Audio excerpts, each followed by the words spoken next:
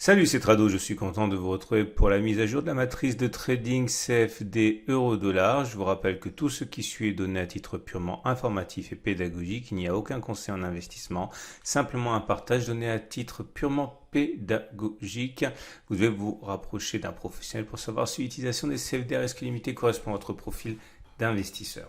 On va commencer par regarder le graphe du CFD euro-dollar en données journalières pour connaître les obstacles qui pourraient se dresser sur le chemin des traders en intraday. Et voilà où nous en sommes pour ce graphe de l'euro-dollar en données journalières. Comme vous pouvez le voir, le prochain obstacle à la hausse, la résistance la plus immédiate est à 1,1147, 1,1127. C'est la zone qui est responsable de la décrue massive que l'on a connue le 27 mars. En support, nous avons les 1,0657, 1,0634, zone qui pourrait effectivement jouer son rôle dans le cadre d'un rebond sur les unités de temps plus courtes.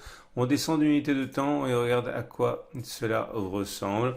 Première des choses à remarquer, vous le voyez, la tendance elle est baissière puisque les cours sont en dessous de la moyenne mobile à 50 période qui descend, en dessous de la moyenne mobile à 20 période qui descend, donc on est clairement en tendance baissière. Ceux qui souhaitent se mettre dans le sens de la tendance et cherchent des points d'entrée pour spéculer à la baisse seront sans doute intéressés par cette zone ici, qui était une zone de support, qui a été cassée et qui a donc théoriquement changé de polarité en devenant résistance.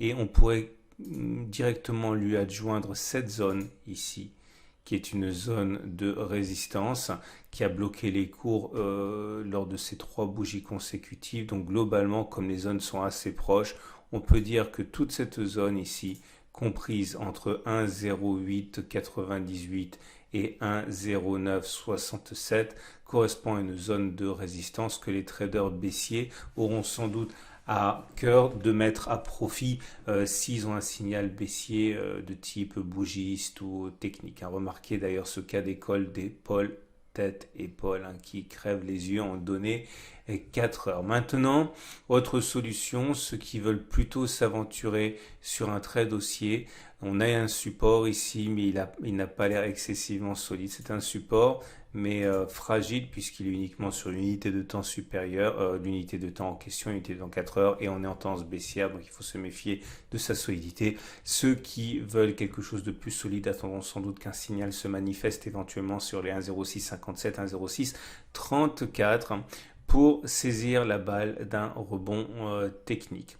Voilà ce qu'on pouvait dire pour l'euro-dollar. J'invite à regarder le consensus client CMC Market pour l'euro-dollar.